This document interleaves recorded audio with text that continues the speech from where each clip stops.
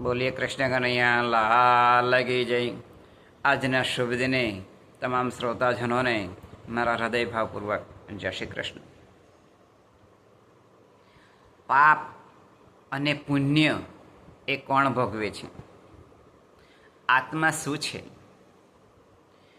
તો આત્મા એ અનંત છે, અજર છે, અમર છે, શાંત છે, સુખરૂપ છે, દિવ્ય છે, તેજોમય છે, બ્રહ્મરૂપ છે, સચ્ચિદાનંદરૂપ છે. ખરેખર આત્મા તે છે. પરંતુ એવો વિચાર આવે છે કે આપણી અંદર આત્મા છે, એ આત્મા અને પરમાત્મા એટલે કે પરમાત્માનો અંશ એ આપણો આત્મા છે. આપણો આત્મા એ આપણા દેહની અંદર છે, પણ દેખાતો નથી. જેમ આપણા દેહનું જે પ્રતિબિંબ છે એની સામે સ્વદર્પણ રાખવામાં આવે તો આપણું જે શરીર છે એ શરીરના દૃશ્યો તરત એ સ્વ અરીસા ઉપર એ દૃશ્યમાન થશે. એટલે કે આપણું શરીર એક છે, પરંતુ દર્પણ સ્વ છે, તો આપણા દેહનું પ્રતિબિંબ એ અરીસા ઉપર ઝીલાય છે અને આપણું દૃશ્ય એ દેખાય છે. બસ એ જ રીતે પરમાત્મા છે, એમનો જે અંશ છે એ આપણું પ્રતિબિંબ છે. આ પ્રતિબિંબ એ બિંબની અંદર સમાઈ જાય એટલે પરમાત્માની અંદર સમાઈ જાય. કેવી રીતે? જેમ આપણો દેહ છે એ સો અરીસાની અંદર આપણું જે ચહેરો છે એ દૃશ્યમાન થાય છે, પરંતુ એ અરીસા તૂટી જાય તો એ આપણા શરીરનું જે ચિત્ર છે દર્પણની અંદર એ ક્યાં ગયું? એ બિંબની અંદર સમાઈ ગયું. એમ આપણી અંદર એ જે આત્મા છે એ પરમાત્માની અંદર સમાઈ જાય છે. તો આ જે આત્મા છે આપણા શરીરની અંદર એ કરે છે શું? તો આપણા શરીરની અંદર એ શરીર ત્રણ પ્રકારના છે. શરીર ત્રણ પ્રકારના છે. તો એક સ્થૂળ શરીર કે જે આપણી આંખોથી દેખાય છે, તમારું શરીર અને મારું શરીર આપને જે દેખાય છે એને સ્થૂળ શરીર કહેવામાં આવે છે. પછી કારણ શરીર કે જે કારણ શરીર આપણને કર્મોના આધારે મળે છે. કોઈ એ પ્રાણી તરીકે જન્મ લે છે, ગાય તરીકે, કોઈ વાઘ તરીકે લે છે, અને કોઈ દેડકા તરીકે અવતાર લે છે, કોઈ કીડી તરીકે અવતાર લે છે. આમ એ કારણ શરીરથી આપણને અલગ અલગ દેહ એ પ્રાપ્ત થતા હોય છે, અને એ કર્મથી એ ઉત્પન્ન થતું હોય છે કે જેવું કર્મ કરવામાં આવે છે એવો દેહ એ ભગવાન આપણને આપે છે. એમ અલગ અલગ યોનિની અંદર એ આપણને એ જન્મ મળતો હોય છે. આપણે પૃથ્વી પર જન્મ્યા છીએ તેનું પણ કારણ છે કે આપણે જે કંઈ કર્મો કરવાના છે એ કર્મો કરી અને પછી એ ભગવાન પાછે આપણે એ સૂક્ષ્મ શરીર રીતે જતા હોય છે. ત્રણ શરીર હોય છે.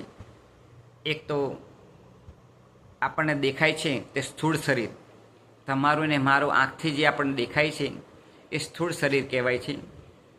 એ નાશવંત છે, અને જ્યારે એની અંદરથી એ આત્મા નીકળી જાય છે ત્યારે એ દેહને બાળી નાખવામાં આવે છે. જ્યારે કારણ શરીર એ કર્મથી ઉત્પન્ન થાય છે અને અલગ અલગ કર્મના આધારે એ આપણને યોનિઓ મળે છે. જ્યારે ત્રીજું જે શરીર છે એક સૂક્ષ્મ શરીર છે. જે સૂક્ષ્મ છે આપણને દેખાતું નથી, પરંતુ એ શાનાથી બનેલું છે? એ અંતઃકરણ આવેલા છે ચાર, એનાથી બનેલું છે. મન, બુદ્ધિ, ચિત્ત અને અહંકાર. આનાથી આ સૂક્ષ્મ શરીર બનેલું છે. એ દેખી શકાતું નથી, પરંતુ જ્યારે આપણે સૂતા હોય ત્યારે આપણને સપના આવે છે, અને આપણને બધા કહેતા હોય છે, આપણે બધાને કહેતા હોય છે કે મને આવું સ્વપ્ન આવ્યું, અને આખું સ્વપ્ન એ આપણે બીજા વ્યક્તિને કહી શકીએ. એને સૂક્ષ્મ શરીર કહેવાય છે. હવે પાપ અને જે પુણ્ય છે એ કોણ ભોગવે છે? આ સૂક્ષ્મ શરીર ભોગવે છે. જ્યારે યમદૂતો લેવા આવે છે ત્યારે એ જીવની અંદરથી, શરીરની અંદરથી એ જ્યારે આત્મા નીકળી જાય છે ત્યારે એ દેહને બાળી નાખવામાં આવે છે. કારણ શરીર એ કર્મથી બીજો જન્મ ઉત્પન્ન કરે છે. જ્યારે સૂક્ષ્મ શરીર એ યમદૂતો એ સૂક્ષ્મ શરીરને લઈ જાય છે અને પરમાત્મા પાસે લઈ ગયા પછી ત્યાં પાપ અને પુણ્ય એ જોવામાં આવે છે. ગુપ્ત ચરો એટલે કે ગુપ્ત ચિત્રો એ કેદ થાય છે, એને એ ગુપ્તચરો કહેવામાં આવે છે.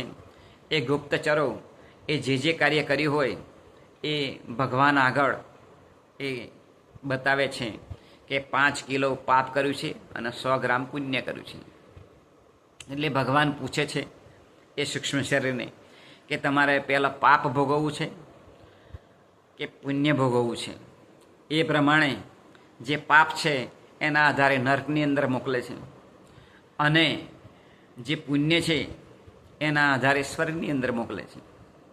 જ્યારે સ્વર્ગની અંદર એ પુણ્યનો પ્રતાપ પૂરો થાય એટલે પાછું સૂક્ષ્મ શરીર એ પોતે દેહ ધારણ કરે છે અલગ અલગ યોનિની અંદર અને પોતે એ કર્મોની અંદર બંધાયેલો હોય છે. હવે એ આત્મા આપણા શરીરની અંદર કાર્ય શું કરે છે? તો જેમ આ વીજળી છે એ વીજળીની આપણે જો હીટરનો પ્લગ લગાવીએ તો આખો રૂમ એ ગરમ કરી દે છે. જો એસીનો પ્લગ લગાવીએ તો આખો ઓરડો ઠંડો કરી દે છે. એમ વીજળી જેમ અલગ અલગ કાર્યો કરે છે એમ આપણા શરીરની અંદર જે આત્મા છે એ અલગ અલગ કાર્યો કરે છે.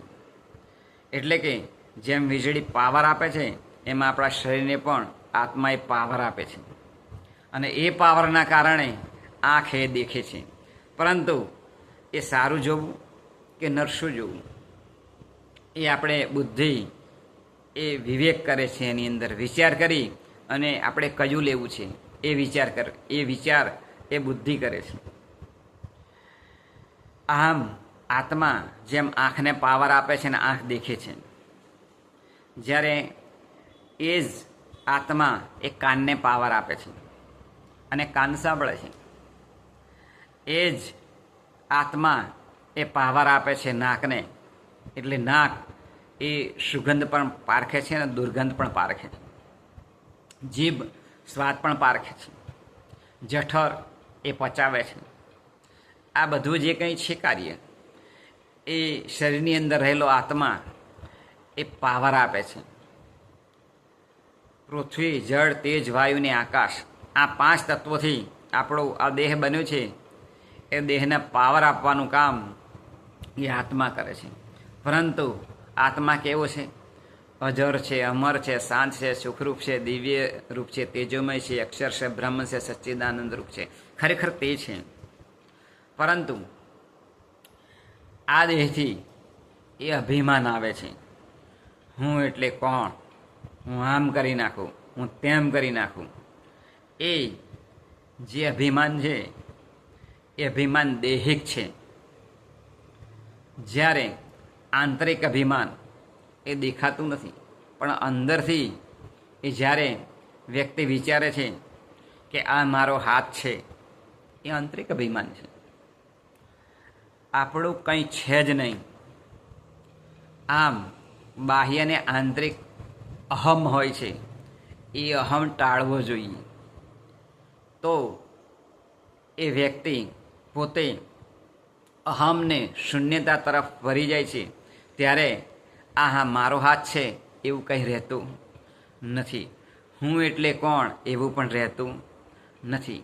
જ્યારે આ દેહને અનંત જન્મોથી એ જન્મ લેતો આવ્યો છે, અલગ અલગ યોનિની અંદર એ કર્મ શરીરથી એ ભોગવતો આવ્યો છે. પરંતુ જો આની અંદરથી, આ જન્મની અંદરથી આપણે મુક્તિ મેળવવી હોય તો એના માટે એક જ રસ્તો છે કે ભગવાનના શરણે જવું. એટલે જ ભગવાને કહ્યું છે, શ્રી કૃષ્ણ ભગવાને, કે તું મારે શરણ આવ, તું મારે તાબે થા, પછી જ બધું કાર્ય હું તારું કરીશ. આમ આપણે ભગવાનના શરણે રહી અને ભક્તિ કરવી, એથી આ દુનિયાની અંદર બીજી કોઈ મોટી વાત નથી. કે જેથી સત્કર્મો કરી આધ્યાત્મિક માર્ગે વળી, આપણી ઇન્દ્રિયોને આધ્યાત્મિક માર્ગે વાળી અને આપણા જીવનનો ઉત્કર્ષ વધારીએ અને આપણે ફરીથી અવતાર લેવો ના પડે તે માટે આપણે કટિબદ્ધ થઈ અને સદાયને માટે ભગવાનનું ભજન કરવું, એ જ આજના શુભ દિને પ્રાર્થના. બોલીએ કૃષ્ણ કનૈયા લાલ કી જય.